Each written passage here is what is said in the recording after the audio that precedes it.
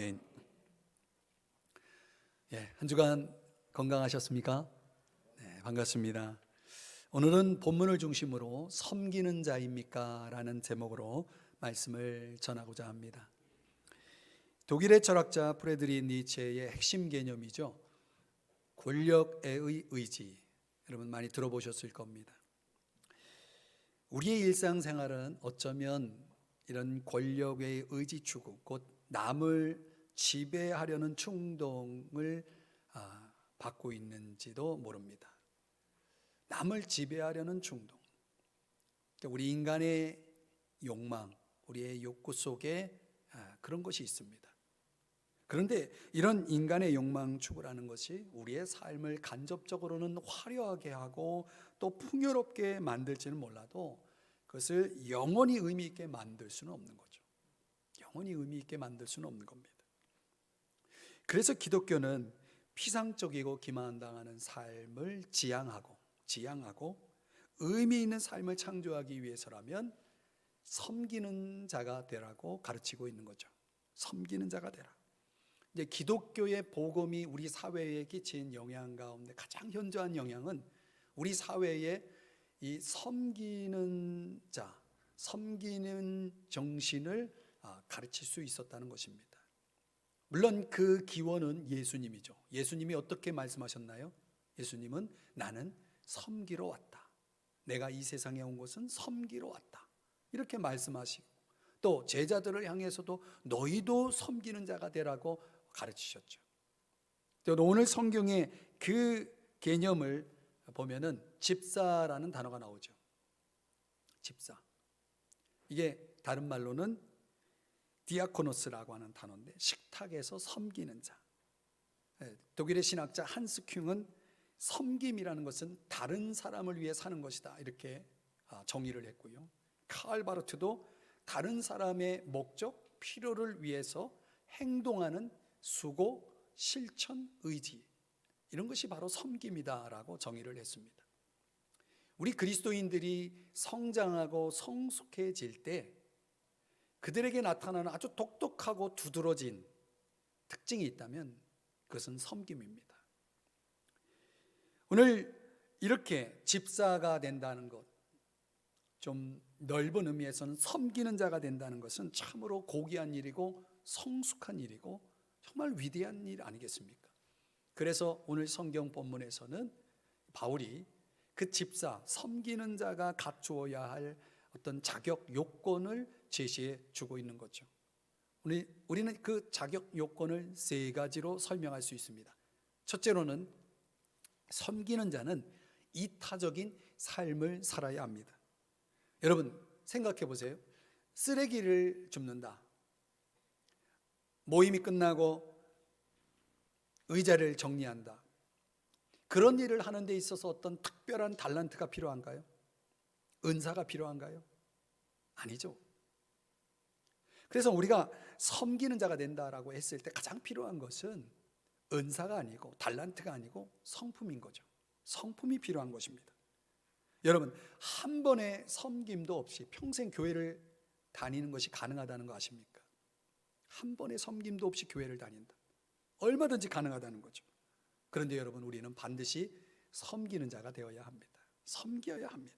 어떻게 섬기는 자가 될 수 있습니까? 자기 중심이 아닌 타인 중심의 생활 방식을 가져야 되죠. 타인 중심의 생활 방식.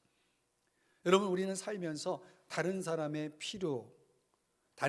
필요에 대해서 얼마나 민감합니까? 얼마나 순발력 있게 그 필요를 채워주십니까? 우리가 살아가면서 정말 섬기기 위한 삶을 위해서 가장 방해되는 것이 있다면 우리 인간의 마음속에 있는 이기심이 아닌가 생각이 됩니다. 자기만의 유익을 추구하는 그런 생각이나 삶이라는 것이 있는 한 우리는 누군가를 섬긴다는 것이 불가능하죠.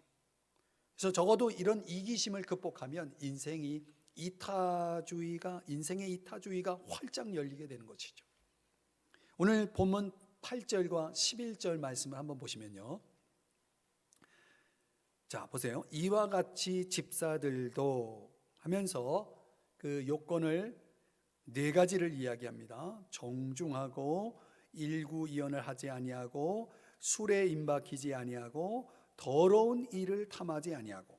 자, 그리고 11절을 한번 가보면요, 여자들도, 이것 여자 집사를 얘기합니다. 이와 같이 정숙하고 모함하지 아니하며 절제하며 모든 일에 충성된 자라야 할지니라. 그러니까 이타적인 삶을 살아가는 사람들의 삶의 예를 들어주고 있는 거죠. 좀 내용을 들여다보면 정중함, 8절에 나오는 정중함, 또 11절에 나오는 정숙함이라는 단어는 셈노스라는 같은 단어입니다. 무슨 뜻이냐면 다른 사람들에게 칭찬, 존경을 받는 삶을 가리킵니다.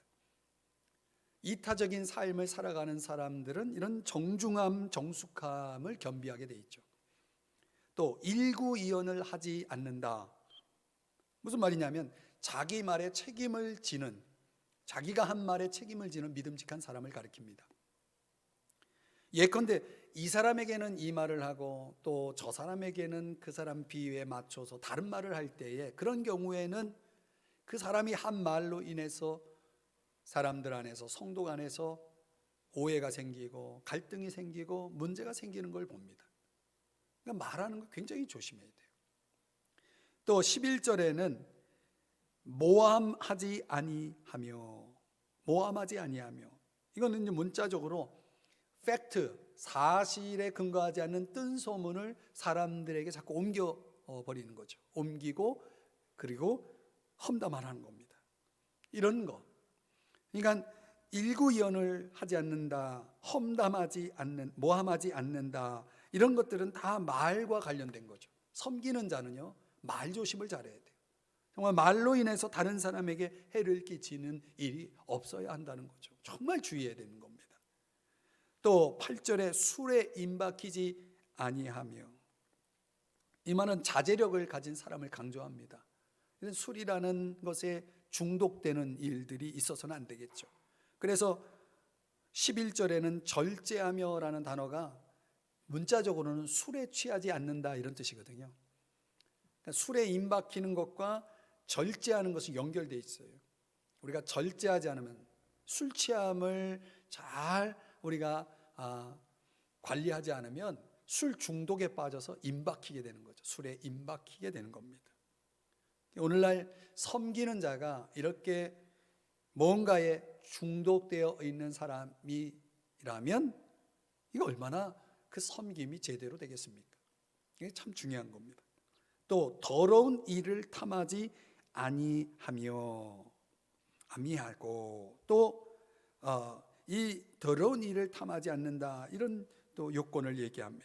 이거는 돈에 대한 욕심을 갖지 않는 사람을 가리키는데요, 성경 당시에는요, 가난한 사람들이 그렇게 많았대요.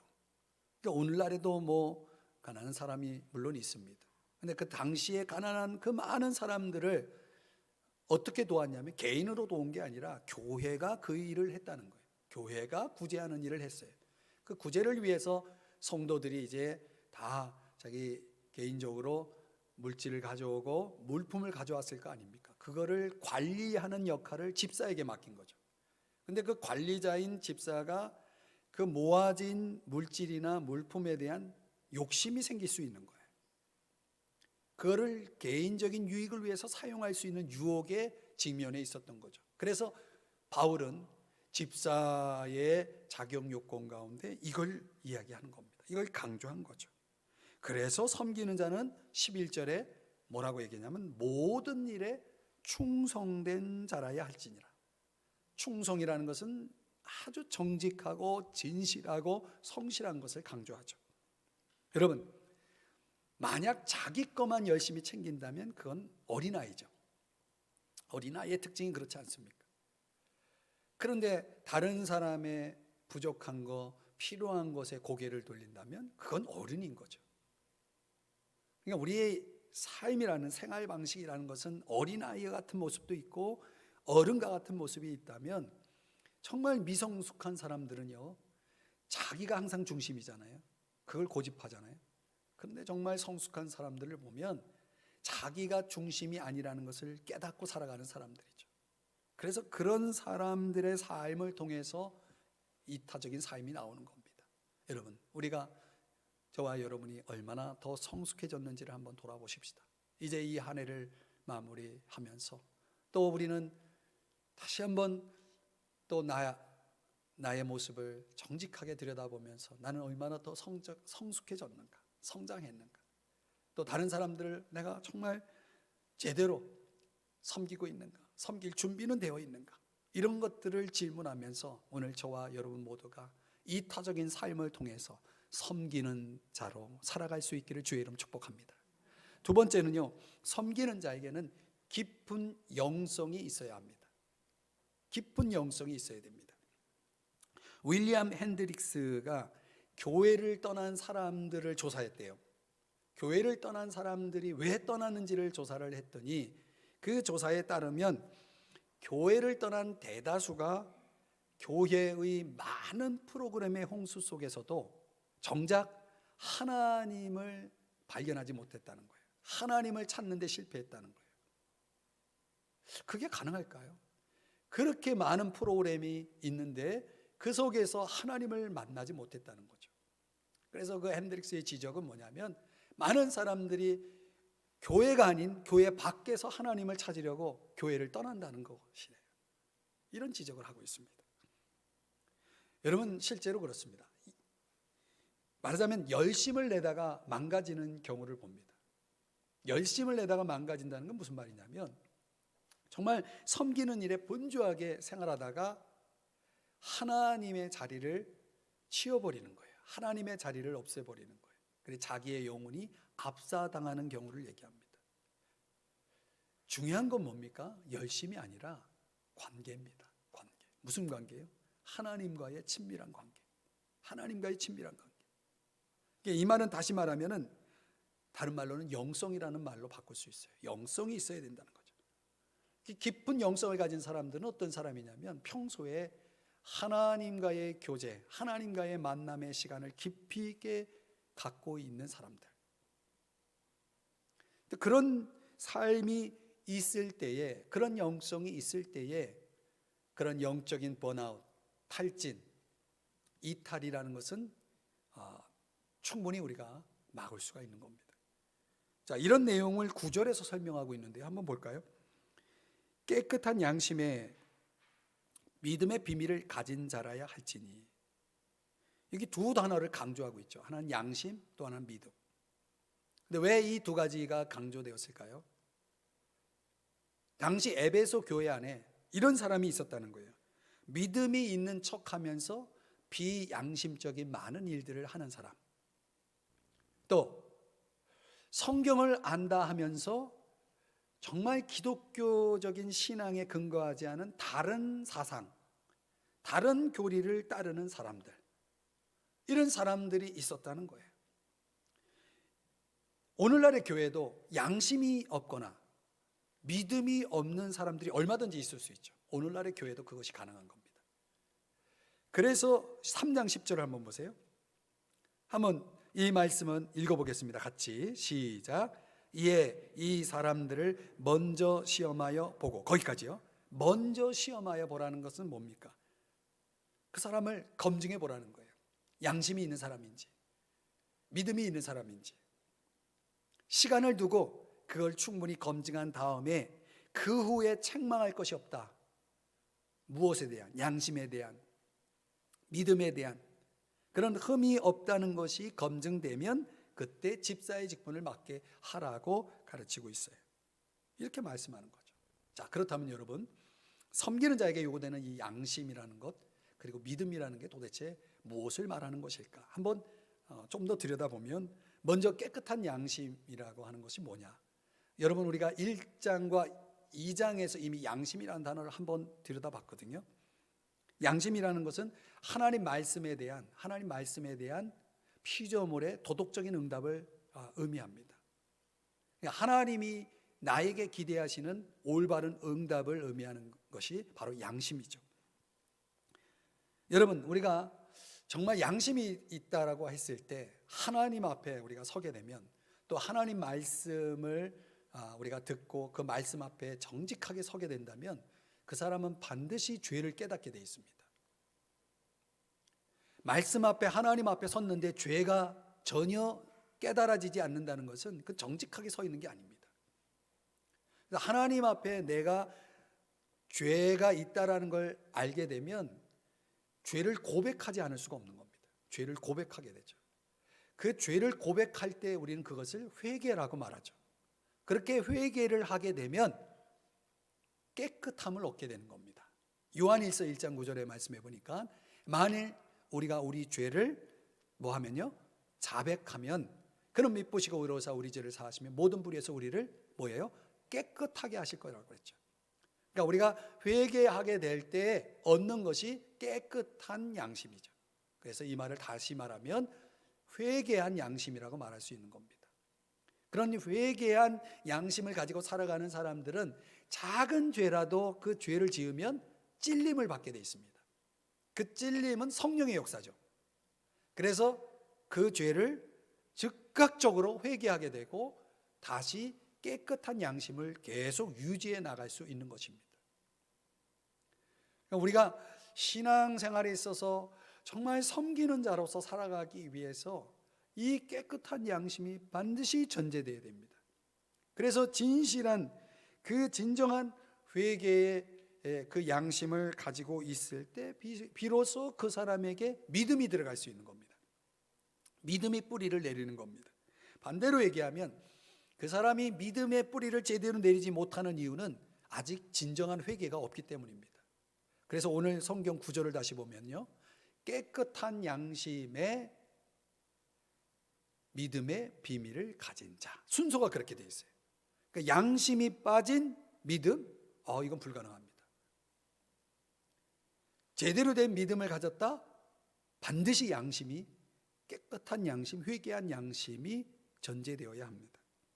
그래서 믿음의 비밀을 가졌다라고 하는 것은 예수 그리스도에 관한 구원의 진리를 확실하게 이해하고 깨닫고 또 마음의 생각이나 삶에 구체적으로 적용하는 사람을 가리킵니다. 우리가 믿음을 가졌다는 것이 단순한 진리에 대한 지식을 가지고 있는 게 아니고 거기서 머물지 않고 더 나아가서 그것을 평소에 그 진리를 묵상하고 그 진리를 이해하고 분별하고 진리대로 순종하며 살아가는 삶까지 나아가는 것입니다. 그걸 믿음을 가졌다라고 말하는 거죠. 그런 삶이 가능하기 위해서 무엇이 요구되는가? 하나님과의 교제, 깊이 있는 교제가 우리들에게 있어야 된다는 거예요. 그렇게 깊이 있는 교제를 통해서 무엇이 주어지는 거예요? 양심이 주어지고 깨끗한 양심이 주어지고 순종하는 믿음이 주어지는 거죠. 그런 것들이 나타나는 거예요. 이런 사람을 우리는 성령 충만하다 이렇게 얘기하죠. 근데 교회 안에는 정말 여러분 성령 충만한 사람, 깨끗한 양심, 순종하는 믿음을 발휘하는 이런 요소를 소유하고 있는 사람, 이런 사람이 많아야 됩니다. 사도행전에 가보면 6장을 한번 보실까요? 거기에 보면은 집사를 선택하는 기준으로 이걸 강조합니다. 성령과 지혜가 충만하여 칭찬받는 사람, 7을 택하라. 7 집사를 얘기합니다. 5절에서는 사도행전 6장 5절에서는 믿음과 성령이 충만한 사람, 그러면서 7 사람을 소개하고 있죠. 적어도 우리가 정리해 보면 초대교회에 섬기는 자를 선택할 때의 그 기준이 뭐다? 영성이었다라는 것을 알 수가 있습니다. 그 영성의 구체적인 예는 지금 얘기했던 성령, 믿음, 지혜 이런 거죠. 이런 것들이 충만하지 않으면 섬기는 자로서 부적격 판정을 받는 겁니다. 그래서 실제로 초대교회 섬기는 자들은요, 성령에 민감하고 성령의 인도를 따르고 순종하는 삶을 즐긴 사람들이에요. 그 대표적인 사람이 스데반, 빌립. 사도행전 6장, 7장, 8장의 내용을 보면 여러분 성경을 읽어보시면 그런 내용이 나옵니다. 우리가 잘 아는 스데반 집사는 최초의 순교자가 되죠. 그가 예수 믿고 정말 섬기는 자로서 신앙생활을 하다가 순교를 당하죠. 그가 남겨놓은 열매가 뭐냐면 바로 바울, 원래는 사울이었죠. 그 바울이 예수 믿고 변화되는 결정적인 역할을 한 사람이 스데반이죠. 그러니까 평생 신앙생활을 하면서 섬기는 자로 살면서 겨우 한 사람을 예수 믿게 하고 죽은 거예요. 겨우 한 사람을. 근데 그 겨우 한 사람이요, 성경을 13권이나 썼어요. 얼마나 많은 교회를 세웠어요. 얼마나 많은 사람들을 예수 믿게 했어요. 여러분, 내가 정말 섬기는 자로서 하나님 앞에 신실하게 살아가서 단 한 사람이라도 변화시킬 수 있다면 그 위대한 일입니다. 스데반 집사가 그랬잖아요. 또 빌립 집사는 또 어떤 사람이에요? 최초의 평신도 전도자가 됐어요. 그래서 사마리아라는 지역에 영적인 부흥을 가져오는 핵심 역할을 했고 에티오피아 선교를 연 아주 핵심적인 인물이죠. 성령에 얼마나 민감하고 성령의 음성을 따라 순종하면서 살았는지를 사도행전 8장에서 기록하고 있습니다. 즐기는 거예요. 여러분, 가만히 보면 이렇게 초대교회에 섬기는 자들에게는 놀라운 기적이 일어나고 그리고 능력이 나타났다는 거예요. 그럼 한번 여기 계신 분들은 거의 다 직분자들이시니까 여러분들에게 기적이 나타납니까? 막 능력이 나타납니까? 네, 마스크를 쓰고 있으니까 도대체 알 수가 없네요. 여러분 대답을 알 수가 없지만 어쨌든 그런 것 같아요. 이 초대교회 성도들에게는, 섬기는 자에게는 기적도 일어나고 능력도 나타냈는데요, 우리들은 뭐 그런 게 별로 없는 것 같아요. 그렇죠? 뭔가 문제가 있는 거죠. 섬김이라는 것은요, 하나님을 섬기든 교회를 섬기든 이웃을 섬기든 간에 이건 영적인 일이고 초자연적인 일이에요. 초자연적인 일이에요. 그러니까 초자연적인 일에는 초자연적인 능력이 반드시 있어야 되죠. 초자연적인 능력이라는 것은 어떻게 얻을 수 있는 겁니까? 그게 하나님과의 깊은 교제가 있을 때, 깊은 영성에서 흘러나오는 거죠. 결국 그게 결정하는 거예요. 이런 깊은 영성이 빠져 있으면요, 이런 깊은 영성이 없이 우리가 섬기는 자가 되면 상당히 인간적인 냄새가 나게 돼 있어요. 거기서 많은 문제들이 일어나죠. 저는 우리 삼성중앙교회 성도님들이 정말 섬기는 자로 살아갈 뿐만 아니라 그들에게 있어서 깊은 영성이 주어지는 그런 섬기는 자들이 될 수 있기를 주의 이름으로 축복합니다. 사랑하는 여러분, 우리가 날마다 하나님 앞에 나아가야 돼요. 그래서 날마다 나아가야 되고 영적인 교제가 이루어져야 돼요. 이게 주일날 이렇게 하나님 앞에 예배드리는 이 시간만의 교제가 아니라 우리의 일주일 전체의 삶 속에서 끊임없는 하나님과의 영적 교제가 이루어지면서 깊은 영성이 들어오면 자연스럽게 그 인생은 섬기는 자의 인생을 살게 되어 있는 거죠. 가는 곳마다 능력이 나타나고 기적이 나타나는 것입니다. 그런 영성 있는 섬기는 자가 되시길 주의 이름으로 축복합니다. 세 번째, 섬기는 자는 가정의 머리가 되어야 됩니다. 저는 이 본문 말씀을 여러분들에게 소개하면서 정말 흥분이 됩니다. 왜냐하면 제가 이걸 깨닫고 나서 얼마나 하나님 앞에 감사했는지 몰라요. 머리가 된다는 게 도대체 뭡니까? 머리가 된다는 게 오늘 성경의 3장 12절을 한번 볼까요? 집사들에게 요구되는 게 뭐냐면 자기 집을 잘 다스리는 자, 자기 집을 잘 다스리는 자, 이렇게 말씀하잖아요. 근데 이 다스린다라고 하는 이 단어가 문자적으로는 머리가 된다는 뜻이에요. 헤드십이 된다는 거예요. 머리가 된다. 그러니까 머리가 된다 그러면 여러분들 당장 교회 생활 오래 하신 분들은 목사님들이 이런 기도 많이 하잖아요. 머리가 될전정 꼬리가 되지 않게 하여 주시옵소서. 이런 기도를 할 때, 이런 축복을 할 때 머리가 된다는 개념을 어떻게 이해하고 있습니까? 내 자녀라면 학교에서 1등, 회사에서는 승진하고 높은 자리에 올라가고 이런 거 생각할 거예요. 근데 제가 한번 정말 성경을 가지고 진짜 성경이 말하는 머리됨이 뭐냐 그래서 머리라는 단어가 나올 때마다 동그라미를 쳐가면서 성경을 읽어봤거든요. 근데 구약에는 별로 안 나와요. 신약에 와서 에베소서를 읽다가 깜짝 놀랐어요. 에베소 5장 한번 볼까요? 여기 이 말씀이 나와요. 머리됨이라는 단어가 나와요. 이거구나, 이거. 제가 찾았던 게 이거거든요. 남편이 아내의 머리됨, 그리스도께서 교회의 머리됨. 그 머리된다는 게 뭐냐? 그 역할을 그 이하의 말씀에서 다 설명해 주고 있더라고요. 그래서 찾아보니까 5장 25절에서는 머리 된다는 게 뭐예요? 사랑한다는 거예요. 사랑하는 자가 머리 된 자예요. 어떻게 사랑하느냐? 자기를 주는 사랑, 희생하는 사랑이죠. 자기를 내어주는 사랑. 이런 사랑을 할 수 있는 사람이 머리예요. 또 5장 26절 27절에 이 에베소 말씀에 보면 말씀으로 깨끗하게 하사, 말씀을 사용해서 양육하고 성장하게 하는 역할을 하는 사람, 이게 머리예요. 그래서 진정으로 머리 된 사람은요,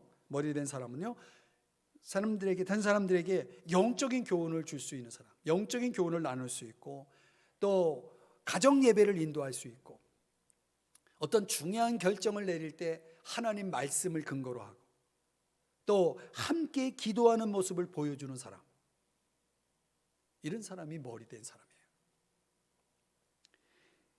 에베소 5장 29절에서는 보호하는 것이 머리 된 사람이에요. 보호하는 것, 적극적으로 보호하는 것. 또 에베소 4장 6장 4절과 9절의 말씀에 보니까 자녀를 노엽게 하지 말고, 그러니까 철저하게 다른 사람을 인격적으로 대하고 존중하는 것을 의미하죠. 야, 이 머리 된다라고 하는 것이 이게 도대체 뭐냐라는 개념을 이렇게 설명해 주고 있더라고요. 그래서 여러분들이 만약 여러분의 자녀를 위해 기도할 때에 머리 되게 해주십시오라고 한다면 이 개념을 생각하면서 그렇게 기도하셔야 되고, 또 그걸 나에게 적용한다면 나는 이런 머리가 돼야 되겠다라는 생각을 가지고 사랑이 있고 말씀이 있고 정말 적극적으로 보호하고 다른 사람은 존중하고 이런 삶이 나올 때에 진정으로 머리가 된 자가 되는 거죠. 여러분의 가정에서 또 여러분의 삶의 자리에서 이런 머리됨의 역할을 잘 감당하고 있는지요? 잘 아시겠지만 배우 신혜라 집사 아시죠? 그래서 요즘 젊은 사람들이 모를 수도 있어요. 근데 이 신혜라 집사가 부모의 사명에 대해서 4가지로 간증한 내용을 제가 들었는데, 보니까 4가지가 뭐냐면 성경을 통해 양육의 기본 원리를 깨닫는 게 이게 첫 번째 사명이라는 거예요. 그러니까 성경의 부모로서 자녀들을 양육하는 기본 원리가 있다는 거예요. 그게 2가지가 있다는 거예요. 그 2가지를 언제 깨달았냐면 28살 때 첫 아이를 임신하게 되었대요. 그 첫 아이를 배고 정말 품고 그 성경을 읽었대요. 10개월 동안.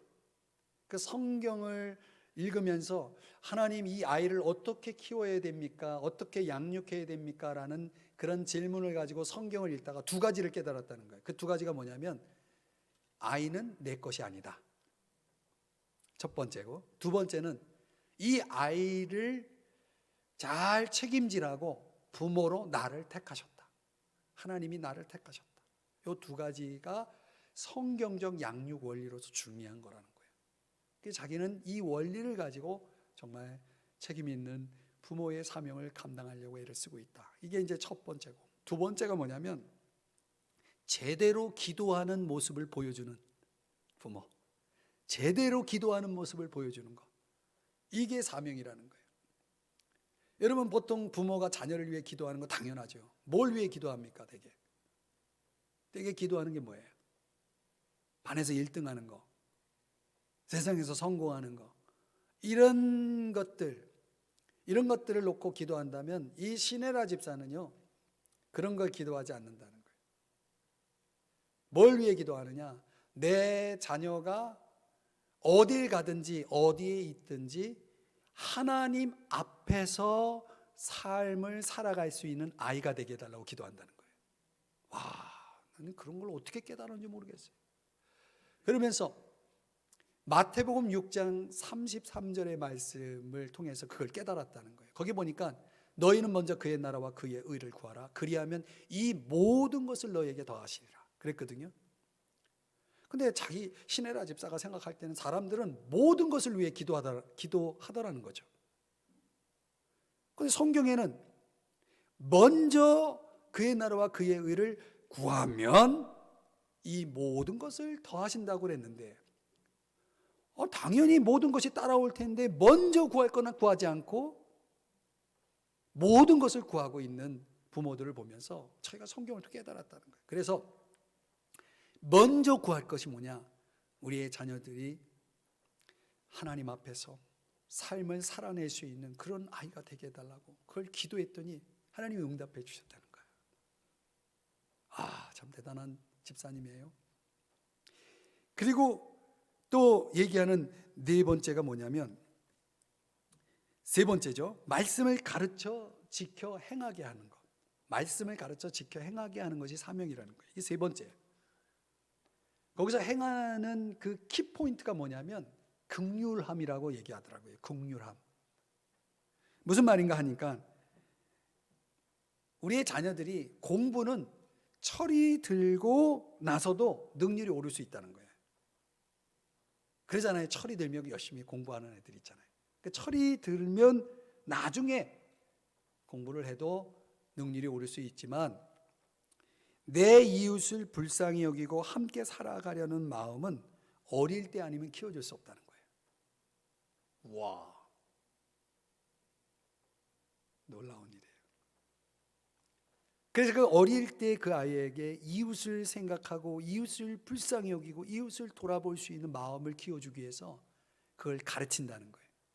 그걸 행하게 한다는 거죠. 그리고 마지막 네 번째가 참된 신앙을 유산으로 물려주는 것. 그러니까 그 네 가지를 가만히 생각을 하면서 제가 보니까 오늘 성경이 말씀하고 있는 잘 다스리는 것, 머리가 된다라고 하는 이 개념을 제대로 적용하고 있더라고요. 제대로 적용한 거죠.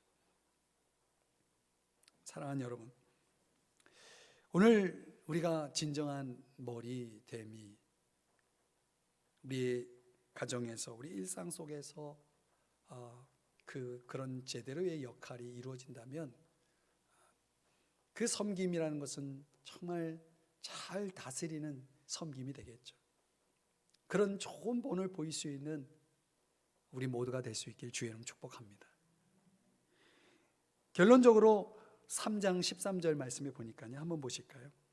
집사의 직분을 잘한 사람들에게 두 가지가 주어진다고 말하고 있어요.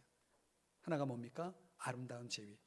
이거는 존경을 받는 걸 얘기해요. 다른 사람들에게 존경을 받는 거예요.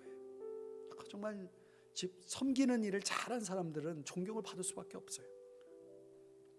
마가복음 9장 35절에 보니까 누구든지 첫째가 되고자 하는 자는 섬기는 자가 되어야 된대요. 정말 우리가 최고의 자리로 최상의 자리에 설 수 있는 참 진정한 비결은 뭡니까? 섬기는 자가 되는 거죠. 섬기면 아름다운 지위를 얻게 돼 있습니다. 또 하나의 보상이 뭡니까? 믿음의 큰 담력을 얻는데요. 이건 주님을 향한 믿음, 신뢰, 확신을 더 강하게 갖는 것을 얘기합니다. 그러니까 진짜 섬기면요, 믿음이 자라게 돼 있어요. 믿음이 강해지게 돼 있어요. 물론 우리가 다른 사람을 섬기는 일을 하다 보면요, 골치 아픈 일도 있고 또 마음의 상처도 받을 수 있고 어떤 경우에 사람들과 갈등하는 일도 겪을 수가 있는 거죠. 그래서 어떤 사람들은 봉사에 손을 내려놓는 사람도 있죠. 봉사에 손을 내려놓는 것입니다. 그런데 여러분 잘 생각하셔야 돼요. 그걸 내려놓는 순간, 섬김을 내려놓는 순간 더 큰 손해를 볼 수 있다는 걸 아십니까? 어떤 손해요? 오늘 이 두 가지 약속, 아름다운 지위, 훗날 내가 섬긴 사람들로부터 받을 수 있는 존경과 인정을 잃어버릴 수 있는 거죠. 놓치는 거죠. 더 나아가서 나에게 있어서 더 성장할 수 있고 더 성숙할 수 있는 축복, 그 축복을 잃어버린다면 더 큰 손해죠. 섬긴다는 것은 참으로 참 귀한 거 아니겠습니까? 미국의 켄터키 작은 마을에 샌더스라고 하는 태역 장교가 작은 식당을 경영하고 있었습니다. 근데 이 사람의 관심이 뭐냐면 식당을 꾸려 나가면서 정말 많은 돈을 번다라는 생각보다는 그 식당에 찾아오는 손님들에게 어떻게 하면 조금이라도 유익을 주고 기쁨을 줄 수 있을까를 늘 고민했다는 거예요. 그런 고민 속에서 식당을 꾸려나가다 보니 그것이 바로 세계적인 프랜차이즈 기업인 KFC, 켄터키 프라이드 치킨의 시작이 된 것이죠. 이 샌더스의 그 이야기가 우리들에게 어떤 도전이 됩니까? 자기 유익이 앞서는 것이 아니라 정말 다른 사람들의 유익을 위해서 다른 사람들을 섬기는 것을, 그 섬김의 정신을 앞세우며 일할 때에 하나님의 이런 놀라운 축복을 얻을 수 있다는 것을 보여주는 좋은 사례가 아니겠습니까? 아멘. 여러분, 그런 좋은 사례들을 우리가 역사 속에, 우리의 일상 속에서 창조해낼 수 있는 사람, 얼마나 멋집니까?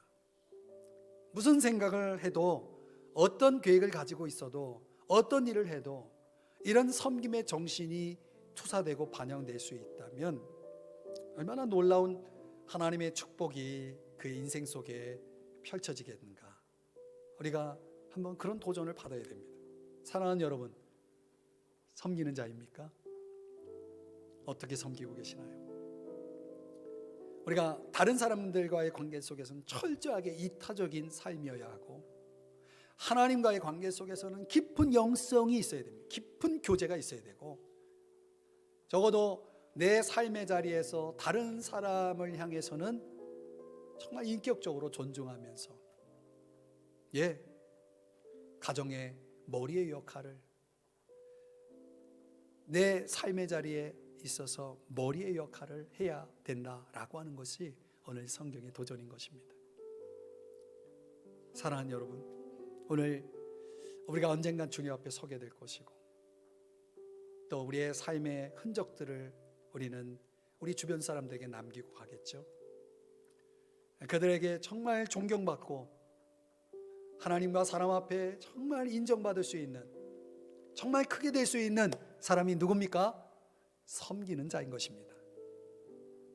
그러므로 여러분, 저와 여러분이 어떤 상황에서든 어떤 위치에 있든 섬기는 자가 되고자 하는, 섬김의 정신을 가지고 살아가고자 하는 결심, 그 실천은 멈추지 마셔야 됩니다. 끝까지 승리해 나갈 수 있기를 주님의 이름으로 축복합니다. 축복합니다. 기도하겠습니다. 하나님 아버지,